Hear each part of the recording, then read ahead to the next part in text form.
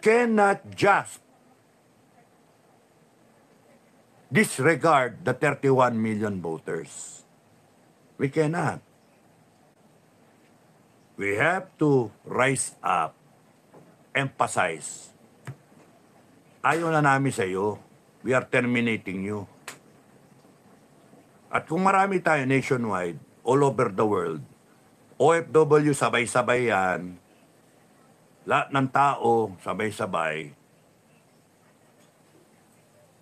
then we are expressing, wala na yung 31. Pero yung 32 meron. Kasi yung Constitution masunod. Si Inday, ang spare tire eh. Siya yung, na-flat na nga eh. Salpak mo yung spare tire. Kaya ayaw at sa gusto niya. Kaya nga gusto ko rin makausap eh. Madam President, ready ka na ba? Handa ka na ba? Kasi maraming sasabi, di mo kaya. Ako sinasabi ko, kaya mo eh. Kasi wala akong nakitang bahid ng kawalangyaan sa iyo eh. Wala akong nakitang masama ka eh. Maganda nga yung upbringing mo eh. Buti na lang si Tatay Digo, maganda nga yung pagkakaano. Tsaka yung nanay mo. Wala akong nakitang masama eh, kay Inday. Siya nga yung binibire nitong mga vlogger. Kaya bitay sa akin yung mga yan. Bitay. Mga walang niya kayong kwentang Pilipino, wala kayong kwenta. Freedom of expression. Freedom of expression para siraan nyo isang tao and then tumanggap kayo ng bayad. That is not freedom of expression. That is a criminal act. Ano ka nga eh, complicit ka eh. Nagnakaw yung tao, tatanggapin mo yung pera. Alam mo, ninakaw yung pera, tapos nang tatanggapin mo, hindi maninira ka ng kapwa-tao. Just to sway yung mindset ng mga ibang tao. Hindi tama yun. Kaya yung mga kagaya nyo, hindi dapat tumagal. Kaya kayo mga nagbablog, mga troll, pwede ba maghanap kayo ng ibang profesyon habang maaga? Kasi lahat ng comment nyo na-inshot eh. And you will all die. Promise, you will all die. Eh kahit patay na ako, you will still die. Hindi kayo nakikinig sa vlog ko eh. Kahit patay na ako, patayin nyo lahat. Yun yung order ko eh. Pagka ako pumasok dyan, tumumba ako, patay ako, lahat na nasa loob niyang kwarto na yan, patayin nyo. O eh, kung nga order ko kunyari, lahat ng gagong vlogger, lahat ng bayaran ba, tsaka mga troll, lahat ng corrupt, patayin nyo. Ayun yung order. Kahit patay na ako, kahit patay na si Bukay, yun yung order. It will be their mission in life. O, sino tinakot nyo?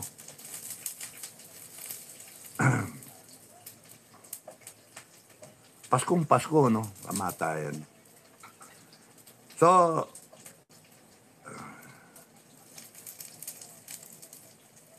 okay, natirake ko. So, kahit konti yung fans ng FGF, we try to make it na my foresight is we cannot ask for help all over and all over again. Mahiya tayo sa OFW. Hirap din ng mga OFW and then bibigyan nila tayo ng ano, sir, okay lang. Kahit sabihin ng OFW, sabi sa akin ni Kevin yan eh, sir, okay lang, okay lang. Huwag niyong gagastusin yung pera ninyo. Yung pera natin ang gastusin nyo. Alam mo, kahit sinasabi niyan, I am not in the thinking of taking advantage of these people. OFW natin, naghihirap yan. Imbis na padala na lang niya na panghalo-halo ng mga kamag-anak niya o ibili niya ng mga tsokolate o whatever, padala niya. Iaano niya yung pera na yon para lang ipadala sa FGF. And we appreciate that. Kaya nga it is our standard na hindi tayo lagi forever na humihingi sa kanila. We have to be self-sufficient, sustainable. That's why ang foresight ng natin, ng leadership ng FGF is that every area command, every regional command, every provincial and eventually barangay guerrilla unit will be able to sustain the organization. How? We're gonna do it. Kami na nagsasabi, kami yung gagawa ng paraan with the little money that we have. And then eventually yung FGF na rin, under license, will be able to make their own firearms, their own bala. Luzon, Visayas, Mindanao. Kaya kayong mga nagmamarunong, pwede ba bigyan nyo ng konting elbow room kami sa itaas na nag-iisip kami kung paano. Pero yung maninira kayo, nag-warning na ako. Kung sisiraan nyo kami sa itaas, we will expel you from the organization. Kaya yun yung aking Dio Rulan, vlogger, okay. Felix Pacoma, yung 1 trillion na yon ay taxpayers money, correct. Maribeth Busto, hello po Sir Dado, advance, Merry Christmas po. Maraming salamat, advance Christmas too. Maribeth Busto, Ulila 57, we trusted you Sir Dado. Ano, trusted? Wala nang trust o meron pa rin? Kasi past tense yung we trusted you Sir Dado. Parang galit ka sa akin ngayon ha. Ulila, we trust you Sir Dado. Thank you ha, maraming salamat. Robert Dagil, God bless. Pagka rin kayo, i-correct natin yung mga yung mga grammar at saka yung mga para may improvement tayo. Marlon Benit de Villa. Sir Dado, we trust you. Yun. Thank you, Marlon. Thank you. Thank you sa tiwala. Kaya nga, ayoko masira yung tiwala eh. Ayoko masira yan. Saka, sa tagal-tagal ko sa buhay, ay, yung tiwala na yun ang yung pinangawakan ko. Wala akong ninakaw sa Armed Forces. Nagkiklear ako na maayos. At kung meron man akong extra pera, kahit sarili kong pera, ginagaya. Alam yan ng mga tropa. 6 company, first company. Alam nila, sarili kong pera, ginagastos ko. Para MOOE. Saan ka nakakita? Kasi kung makikinig kayo sa mga vlog ko, nakaipon ako sa Amerika, no? Tumatanggap kami ng $16, $23 a day. So inipon ko. Kinakain ko, tira-tira na Amerikano. Nandun na. Kikita ko, walang yan. Ang dami. Prutas, bulsa. Puno yung mga bulsa ko. Mga manok na pinagkainan, hindi nabawasan. Pagpag. Ay, kuha yan. Bulsa. O, tapos yung juice. Kaya yung gatas. Ganyan ang ganyan. Ay, inom. 5. Maya, umuutot na ako lagi sa klase. No? Pero busog-busog ako. Ngayon, meron akong frying pan. Bumili ako. Tapos nun, may mantika, whatever, no? Bili akong green peas para sosyal. Kung ganun ba. Tapos yung mga tira-tirang manok, ipiprito ko. I-recycle ko. Minsan nga, mabaho nga eh. Pero pagka pinilito ko, okay na rin. Mabaho yung frigidaire dun sa kwarto ko eh. Pero ang punto, nakaipon ako. Such that nung nakauwi ako ng pera eh. Actually, naiwan pa yung pera dito. Yung baong kong 50,000 pesos noon, at that time, 1985, naiwan ko eh. Too late. Kasi nagturuan kami ni Jerbar eh. Mistako, Jerry Barrientos. Punta kami kay G1, kay pangalan nito, si Villanueva, Jovidio, naging chief of staff. Sir, minsan to make statement, sir. Mas nauna sa akin si Jerry Barrientos sa PT. Deliosa, Barrientos, ako. Ang nangyari, ginawang alternate si Barrientos kay Deliosa. Nauna si Deliosa, naging chief of staff. 79. Mista namin sa class 49 sa Ranger. Nauna siya. Pangatlo ko, ang ginawa nung typist, primary, alternate. Dapat, primary, kung ilan yung slot, yung pinakailalim, alternate. O kaya nagsimula sa ilalim. Primary, yung pinakailalim, alternate. Pero hindi eh, ang ginawa kasi, kung hindi pwede yung primary, yung siyempre, yung number 2, alternate. Si Jerbar. So, nahiya ako kasi mauna ako sa kanya. Siya, hindi pa siya kasi natuloy primary, yung alternate, wala, in limbo, hindi alam. Eh sabi ko, sir, kung pwede sana, sir, mauna sa akin si Gerbar. Basta ako, sir.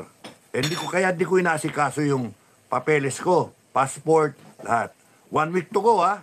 Nakatatlong tracer sila sa akin, sa Davao, Norte. Papatrolya ako, Kumbal, no? Tatlong tracer. Iaawol na raw ako pagka hindi daw ako mag-report. Pinapagalitan na yung company commander ko, si Captain Igot. Tapos sabi sa akin, punta ka na, wala kang choice eh. Ire-reprimand tayo pare-parehas eh. Hindi, sir, ayoko sir pumunta ron kasi yung mista ako eh. Yan ang mauna. So, sabi ni Colonel Villanueva, ano tingin mo rito? Sino masunod? Sir Colonel. Sino masunod? Ano yung ranko nyo? Tiniente, sir. Second Lieutenant, sir. Sino masunod sa atin? Kayo, sir. Gusto niyo i-assign ko kayo sa kusina? Talaga mga upper class, ano? Gusto niyo i-assign ko kayo pareho sa kusina, magluto kayo sa square pot, magsundalong kanin, magluto kayo sa kusina. Doon kayo, ikaw sa latrin. Oh. No, sir, no, sir. Whatever. Sige, you go schooling, sabi nga sa akin. Ikaw, Gerbar, isusunod kita kay Enrique. Oh, okay ba? Yes, sir. Oh, okay, tapos. Eh ngayon, 1 week to go. Ay, asikaso ko passport. Yung pera, nung naasikaso ko, babiyahin na ako bukas. Ngayon ko lang nakuha ang gabi sa finance. Eh, may nag-aasikaso. Nung binigay sa akin, gabi na, too late. Wala nang money changer. Hindi ko na ma-convert into dollar. Iniwanan ko lahat yung pera. Peso eh. Anong gagawin mo? Peso, baon mo. Nagbigay yung tatay ko ng $1.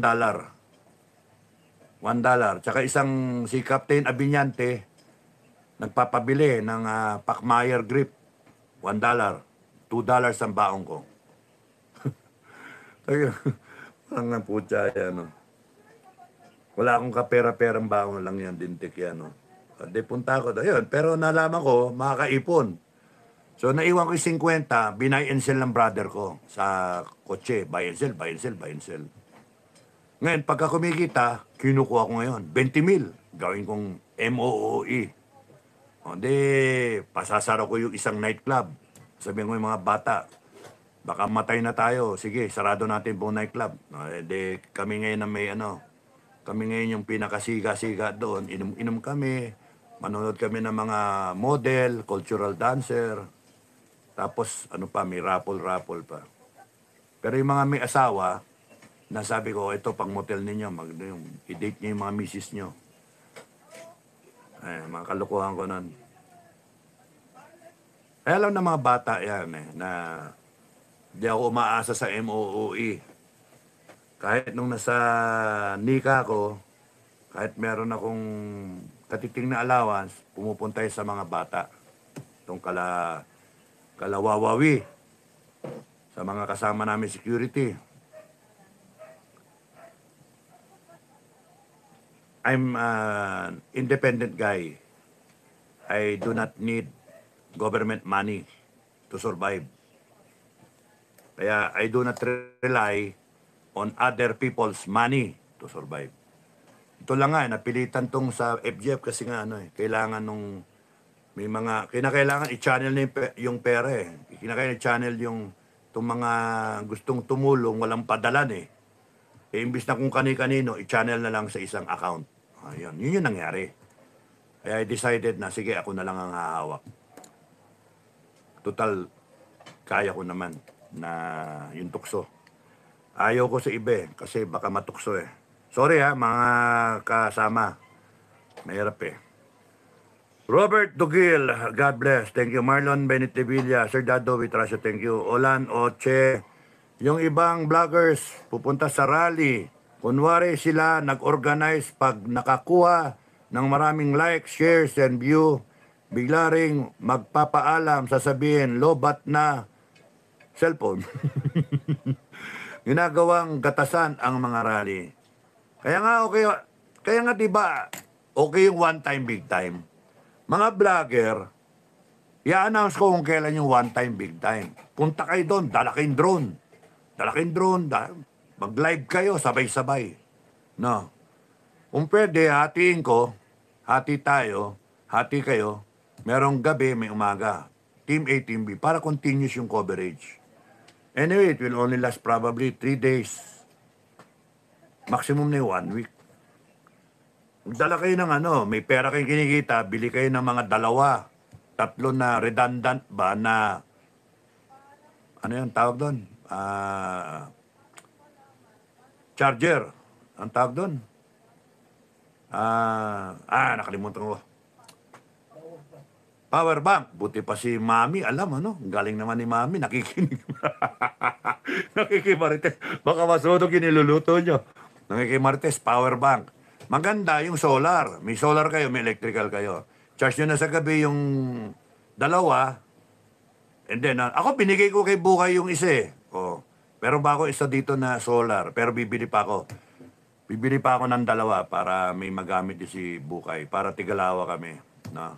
Yan. Kasi pagka main event yan, dapat pala nakabili ako. No? Sige, naalala. Makakuha ako ng 2. So, yun. Para may nagagamit. Yun nga, power bank ko. Naiwan ko doon sa sasakyan ni Bukay Wala akong ngayon power bank So, hindi bale. Bukay, sa na lang. Sa biyahe, no? Charge mo na lang, paki. 100 yun nung naiwan ko, 100% yun. Tapos, yun yung maganda, mga vlogger, meron kayong power bank talaga extra, redundant ba? Para tuloy-tuloy coverage, di kayo nakailangan mo Kasi itong susunod, walang uwian. Walang uwian. We hold the line. We hold the line. It is about our future, and I want you to be part of history. Because I will get all the names of those involved this time. This time. I want your names written down in attendance that you're there. 80 years old ka, 75, 18, 20, 30, lagay mo kung anong profession mo. I want it written down. I want it collected. I want the database. And somebody from FJ, paalala nyo sa akin so that we can do it, no? Because I want one day na itayo yung isang massive na stone tablet, nandun lahat ng pangalan ng lumahok. Because it is an exercise of supreme sovereign will of the people. So lahat ng kalahok, I want your names there. Because it takes a lot of courage for you to be there. It takes a lot of conviction, paniniwala, confidence sa sarili. And yung pagkaalam sa saligang batas dun sa rights ninyo, right natin as a Filipino people. Imagine lahat ng pangalan mo ilagay doon. Then I will put it somewhere sa parang ako yung bossing Madam President. I will suggest to the Madam President that it will be there somewhere as a tourist attraction na lahat ng pangalan ng lumahok nandun. Kung 10 milyon, 2 milyon, kung kunyari itong probinsya ng Mindanao, kung anong probinsya, CDO, Davao, Oriental, whatever, no, Agusan, kung saan kayo, tumayo kayo, nandun kayo, kasama yung mga FGF. Lahat, rebulto. Hindi rebulto, yung slab. Nandun lahat, naka-etch yung pangalan ninyo. Because I want it for the future generations of Filipinos. That there's such a thing like sovereign will of the people. Such a generation of Filipinos who stood up to exercise their authority over everyone else. And that yung tama nanalo sa mali. Yung mabait nanalo sa laban sa mga demonyo. It should be written down. Kaya yung mga lalahok, abay, maganda kayo ng pagkain, 7 araw. Ano lang, alam ka naman, ganda kayo, magdala kayo palayok ng, palayok ng kanin. Hindi, ano lang, mga chichirya. Wag yung chichirya, yung mga skyflakes, yung mga ganun, palaman, yung mga keso, pwede ng palaman yun. Anything that will energize you. Anyway, marami na mabibilan eh. Kita nyo, pagka naglitawan dyan yung mga usisero, ay, kanya, dabaw kayo tubig. Dabaw kayo tubig.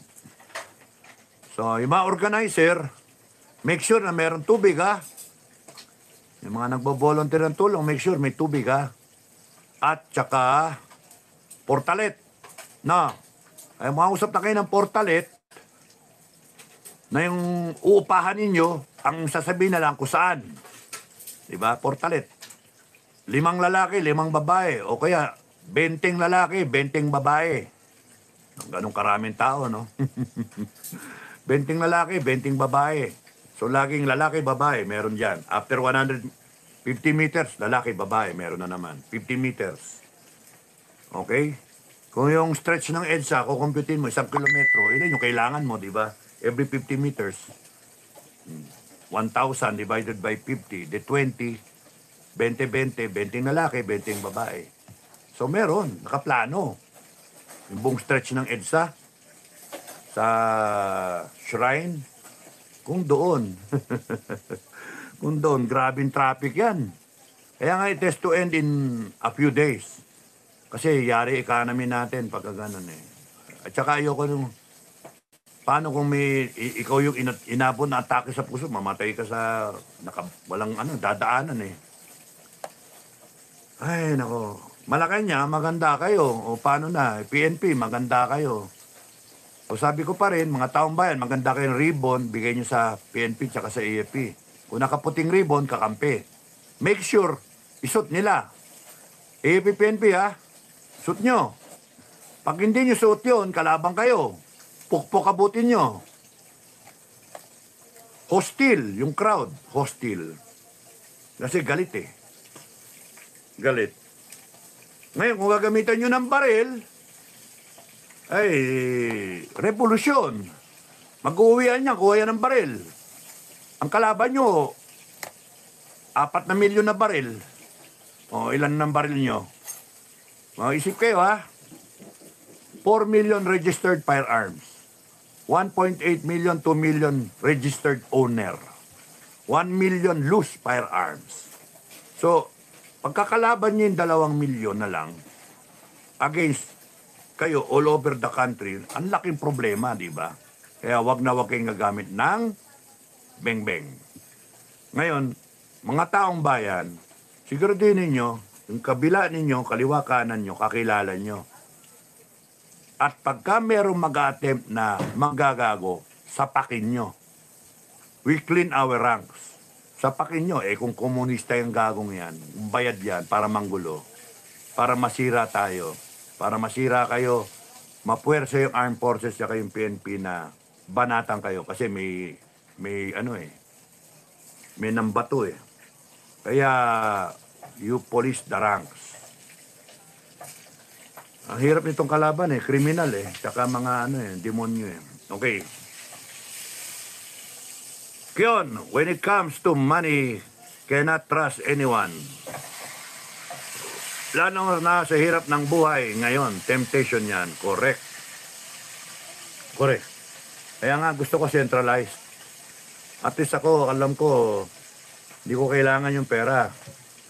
Kahit trillion yan, kahit billion, trillion, 100,000,000, wala. Hindi nag-a-appeal sa akin ng pera eh. Hindi. Chicks, hindi rin eh.